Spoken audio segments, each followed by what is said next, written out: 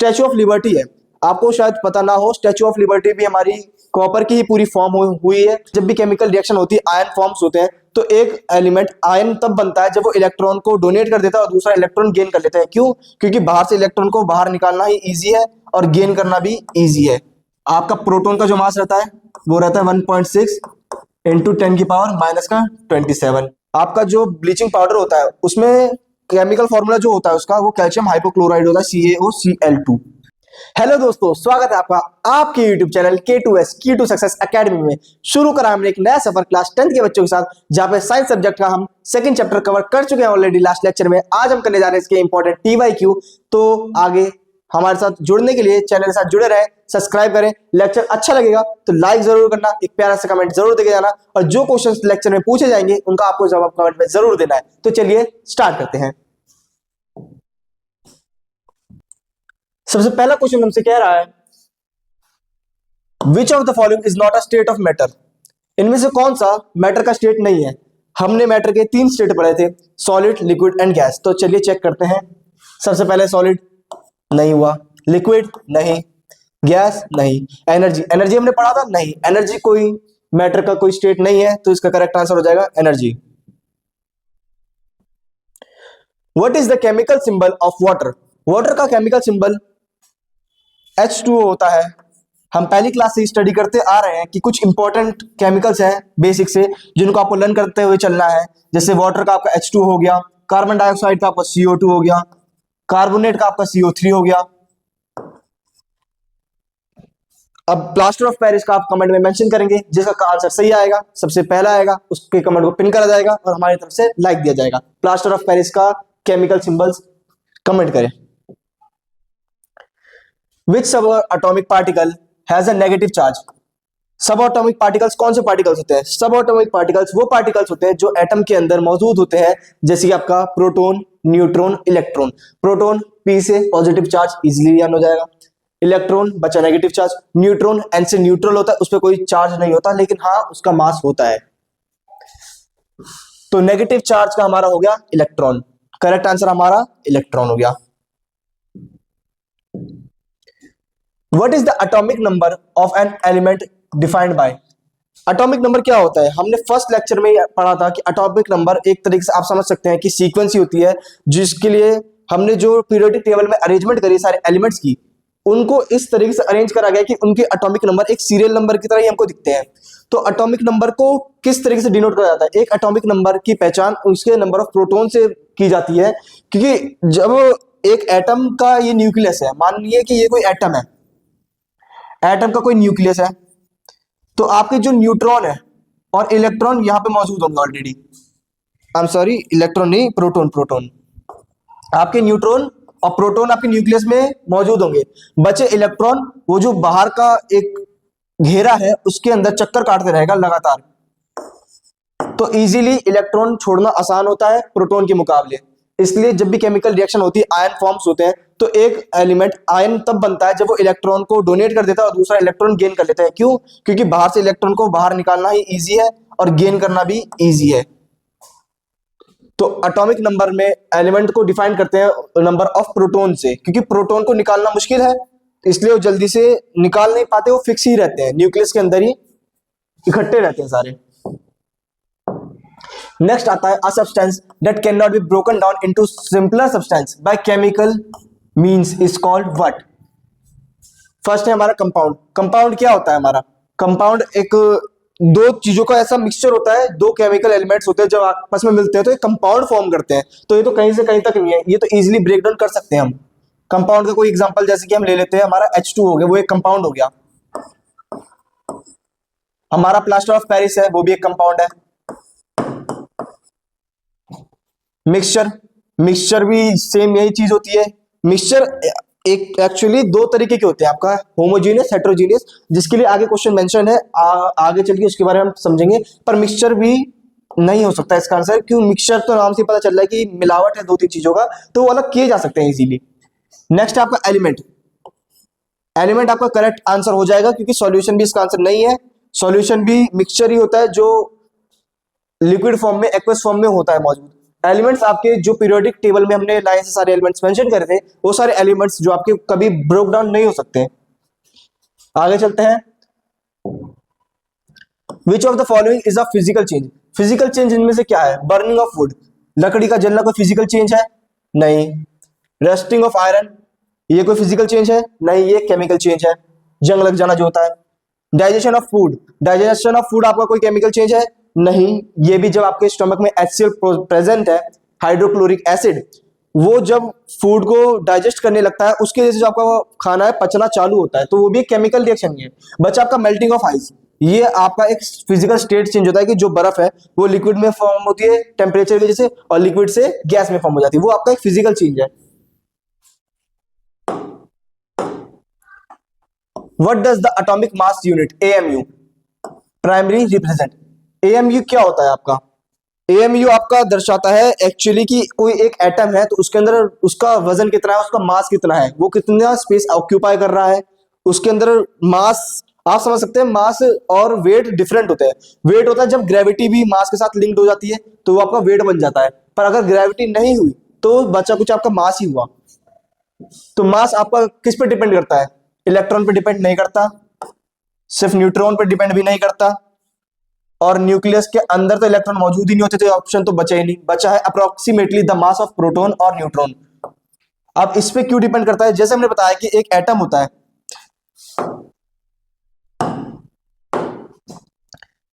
मान लेते हैं ये कोई एटम है,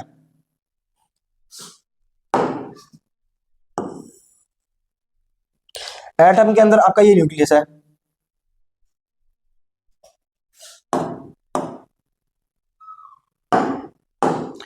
न्यूक्लियस में आपके न्यूट्रॉन्स मौजूद होंगे और प्रोटॉन्स मौजूद होंगे, और बाहर आपके ऑर्बिट में चक्कर काटते हैं आपके इलेक्ट्रॉन्स है।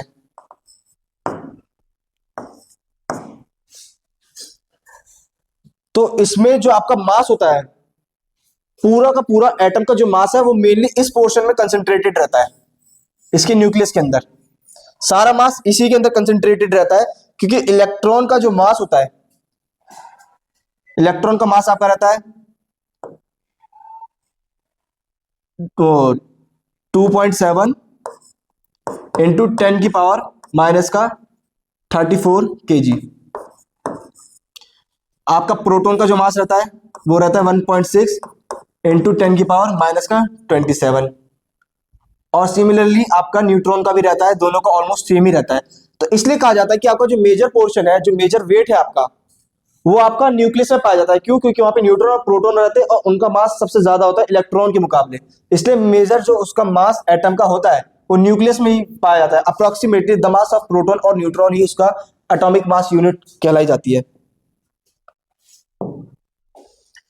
In a neutral atom the number of proton is equal to the number of what?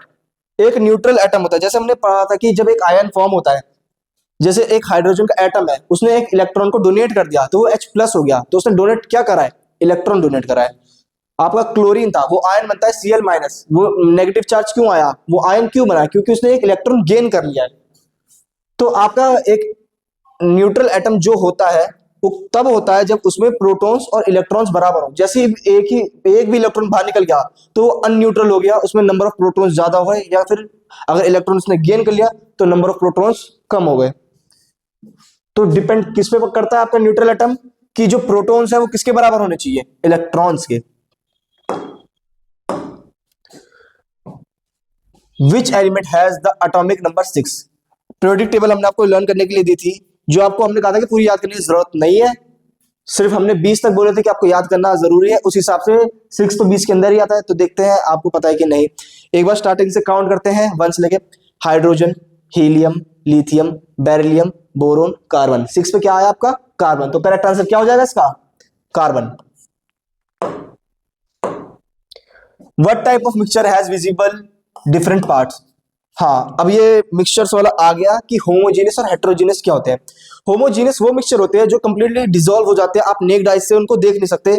जैसे कि आपके पास एक ग्लास में है पानी, नॉर्मल सिंपल पानी, उसमें आपने चीनी मिलाना चालू करी, आपने 1 चम्मच में चीनी मिलाई, पूरी उसमें चीनी घुल गई, अब आपको उसमें चीनी नहीं दिख रही है, वो एक होमोजेनियस मिक्सचर हो गया।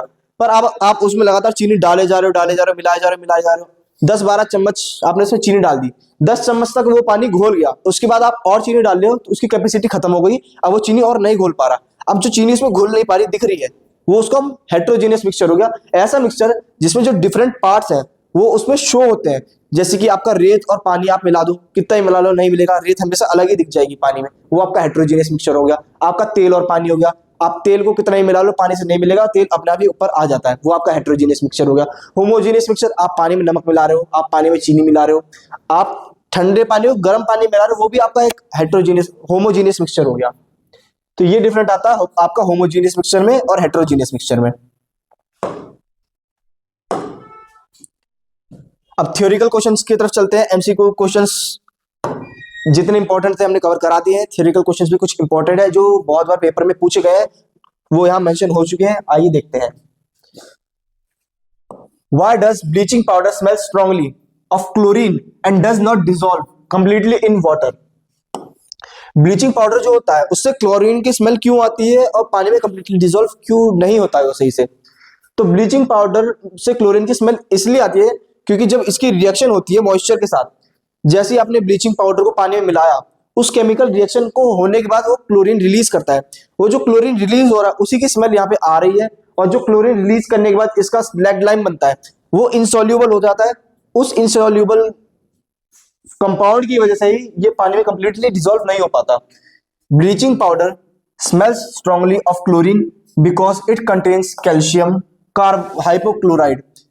आपका जो ब्लीचिंग पाउडर होता है उसमें केमिकल फॉर्मूला जो होता है उसका, वो कैल्शियम हाइपोक्लोराइड होता है, CaOCl2, which react with moisture. जो मॉइस्चर प्रेजेंट होता है, चाहे आप पानी में मिला रहे हो या कोई एयर की मॉइस्चर होती है, वो उसमें अगर मॉइस्चर जो मौजूद होती है उसके साथ भी रिएक्ट करती है तो वो क्लोरीन गैस आपकी रिलीज कर देती है और स्लैगलाइम आपकी फॉर्म कर देती है।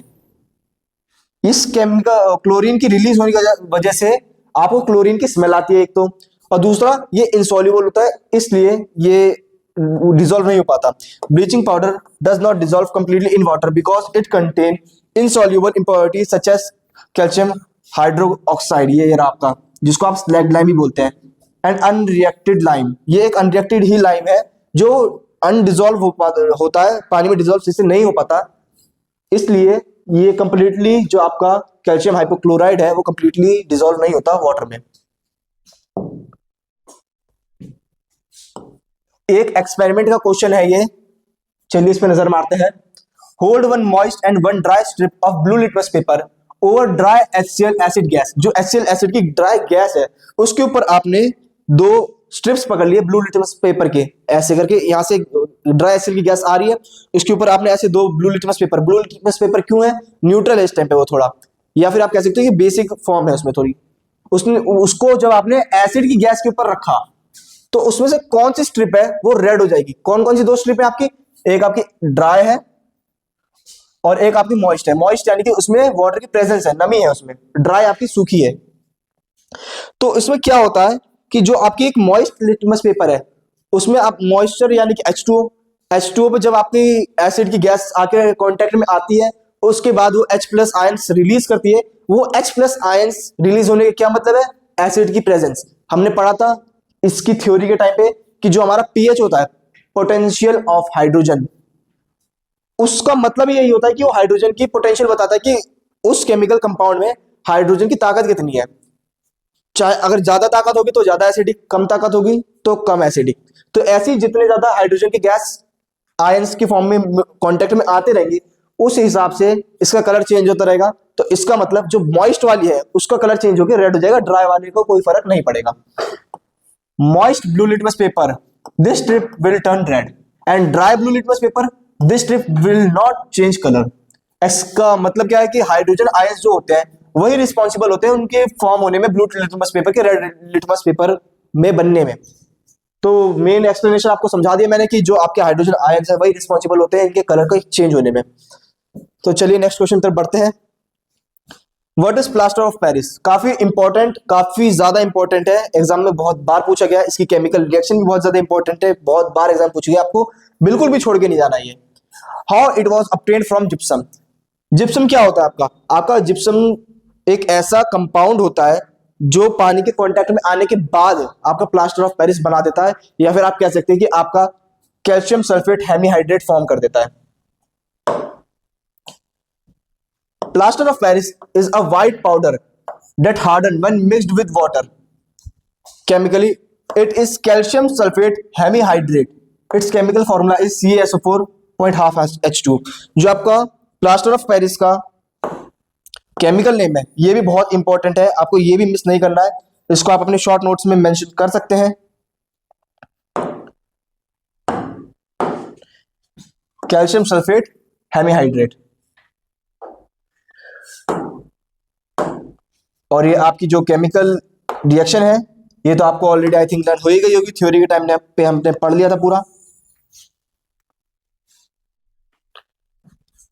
अगर आपको इसको थ्योरिकली भी एक्सप्लेन करना हो तो आप कह सकते हैं कि जब हम जिप्सम को कांटेक्ट में लाते हैं पानी के साथ, वो थोड़ा हार्डन हो जाता है एक टाइम के बाद। पहले तो वो फ्लूइड रहता है थोड़ा, जैसे पुट्टी होती है आपकी, जब पुट्टी घर पे कर रहे होते हैं वो पहले तो फ्लूइड होती है थोड़ी बहुत, कुछ टाइम के बाद, ज्यादा नहीं 10-15 मिनट बाद ही वो हार्ड होने लग जाती है, सूखने लगती है, और थोड़ी देर बाद 1 घंटे बाद तक वो पत्थर जैसे सख्त हो जाती है। तो वही इसका केमिकल प्रोसेस होता है कि जब ये कांटेक्ट में आती है वाटर के साथ और थोड़ी गर्मी मिलती है, उसके बाद ये आपका प्लास्टर ऑफ पेरिस फॉर्म कर देती है और वाटर बचा कुचा या तो इवेपोरेट हो जाता है या रिलीज हो जाता है। चलिए आगे बढ़ते हैं। What is the role of, एक सेकेंड कलर चेंज कर लेते हैं, चलिए दूसरा लेते हैं, अब ले लेते हैं हम रेड ले लेते हैं। चलिए, what is the role of toothpaste in preventing cavities. Cavities को प्रिवेंट करने के लिए टूथपेस्ट, आपको मम्मी तो कहती ही होगी कि सुबह उठ के बेटा ब्रश करना चाहिए। स्कूल में टीचर्स आपको बताते कि सुबह तो करते ही हो, रात को भी करो ताकि दांत मजबूत रहेंगे। क्यों कहते हैं? क्योंकि जब आप कोई चीज खाते हो तो उसके अंदर जो एसिड मौजूद है वो आपके दांतों के जो मसूड़े होती है उनको कमजोर करने लगती है। अब वो कमजोर होने लग गई तो दांत टूट सकते हैं, कैविटीज लग सकती हैं। तो उसको प्रिवेंट करने के लिए हम ब्रश करते हैं। ब्रश में ऐसा क्या होता है, हमने पढ़ा था कि एसिड का काम क्या होता है, जो चीज ज्यादा बेसिक हो उसको न्यूट्रल करना, और बेस का काम होता है जो चीज ज्यादा एसिडिक हो उसको न्यूट्रल करना। अब हमारे दांत में एसिडिक नेचर आ चुका है तो उसको न्यूट्रल करने के लिए हमको बेस डालना पड़ेगा। बेस को हम वही टूथपेस्ट की फॉर्म में यूज करते हैं। उस टूथपेस्ट में बेस मौजूद होता है जो हमारे दांतों को न्यूट्रल कर देता है। वो न्यूट्रल हो गया, उसके बाद हमारे दांतों में मजबूती आ जाती है। तो उसी को प्रिवेंट करने के लिए टूथपेस्ट का यूज करते हैं। Toothpaste can help neutralize acids in your mouth after you eat or drink something. Sugary or acidic, the pH in your mouth drops। जो आपका pH वैल्यू होता है जो ज्यादा एसिडिक हो जाता है वो ड्रॉप होकर न्यूट्रल साइड आने लगता है। And protect from infection, infection से प्रोटेक्ट भी करता है ये बहुत ज्यादा। तो इसलिए आपको कहा जाता है कि टूथपेस्ट को यूज करो, ब्रश करो, इंपॉर्टेंट है, दिन में कम से कम 2 बार। नेक्स्ट क्वेश्चन की तरफ चलते हैं। Explain why short substance are effective in cleaning of copper vessels. आपने देखा होगा कि कॉपर की जो वेसल्स होती है उसके ऊपर ब्लूइश थोड़ी और ग्रीनिश रंग चढ़ जाता है केमिकल रिएक्शन के बाद। कुछ टाइम बाद उसका जब यूज रेगुलरली करते रहो तो उसके ऊपर एक परत से चढ़ने लग जाती है। क्यों चढ़ने लग जाती है? क्योंकि टर्निश हो जाता है उसके ऊपर, वो केमिकल रिएक्शन दिखाती है। जैसे आपका स्टैचू ऑफ लिबर्टी है, आपको शायद पता ना हो, स्टैचू ऑफ लिबर्टी भी हमारी कॉपर की ही पूरी फॉर्म हुई है और उसका कॉपर का रंग उस पर टर्निश होने की वजह से उसका ब्लू रंग हो रखा है, बहुत ज्यादा लगता है इसलिए उसको देखने में कि वो पत्थर की बनी हुई है। तो the tarnish that forms on copper vessels is usually copper oxide. वो कॉपर ऑक्साइड फॉर्म कर देती है, जो मॉइस्चर प्रेजेंट है, केमिकल्स प्रेजेंट है, वो कॉपर ऑक्साइड और कॉपर कार्बोनेट आपकी फॉर्म करती है, जिसकी वजह से उस पर टर्निश आ जाती है, ब्लू कवर सा चढ़ जाता है। These compounds are formed when copper react with oxygen and carbon dioxide in the air. Saw substance, अच्छा हाँ, सॉ सब्सटेंस यानी खट्टी चीजें क्यों उसको साफ करने में मदद करते हैं। जो खट्टी चीजें जैसे नींबू का रस हो गया, इनको ही क्यों रगड़ते हैं तो उसके ऊपर की टर्निश हटती है। क्यों? कि खट्टी चीजें यानी कि एसिड, और एसिड ही वो जो बेसिक नेचर की वजह से आया है। ये जो कॉपर ऑक्साइड हो गया आपका, हमने पढ़ा था कि मेटल ऑक्साइड आपके बेसिक होते हैं नेचर में और नॉन मेटेलिक ऑक्साइड एसिडिक होते हैं नेचर में। तो कॉपर ऑक्साइड यानी कि एसिडिक बेसिक नेचर हुआ आपका। तो जो सॉल्ट सब्सटेंस है उसको न्यूट्रलाइज करता है, जो एसिडिक नेचर शो करता है, जैसे लेमन जूस हो गया आपका, ये सारी चीजें, विनेगर हो गया और टैरमिंट हो गया, ये सारी चीजें जो एसिडिक नेचर की होती है ये उस बेसिक नेचर पे जाके दोनों के साथ केमिकल रिएक्शन कराती है और न्यूट्रल करा देती है। इसलिए खट्टी चीजों को यूज करा जाता है, जैसे नींबू को, उस कॉपर के ऊपर से वो टर्निश हटाने के लिए।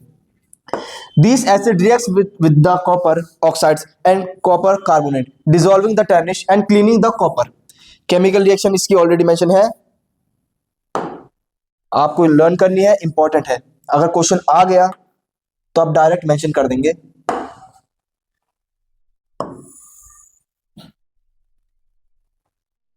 चलिए आगे बढ़ते हैं।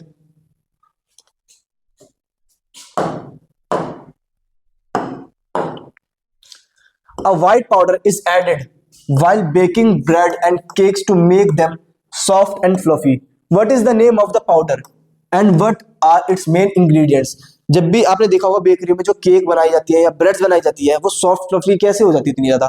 उनके अंदर ऐसा कौन सा इंग्रेडिएंट डाला जाता है, ऐसा कौन सा व्हाइट पाउडर डाला जाता है जो सॉफ्ट फ्लफी हो जाते हैं? जो आप बंद खाते होंगे वो भी सॉफ्ट होते हैं, बहुत ज्यादा अंदर से फूले फूले रहते हैं।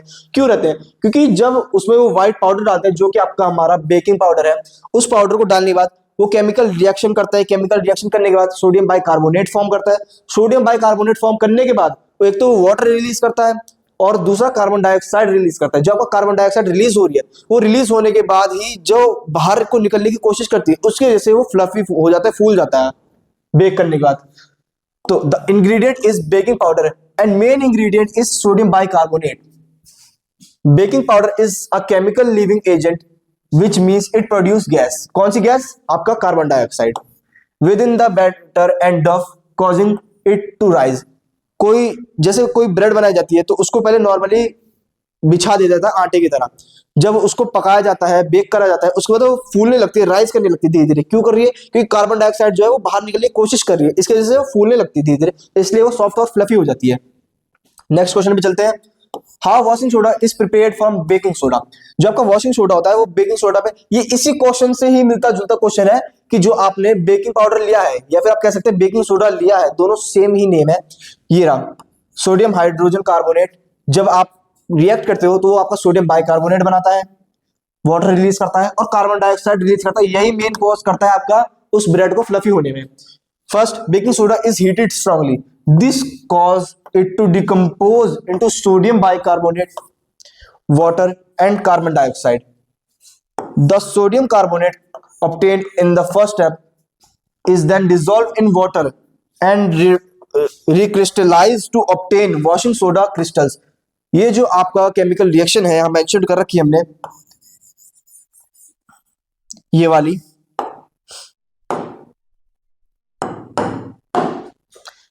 एक तो आप इसको नोट करेंगे।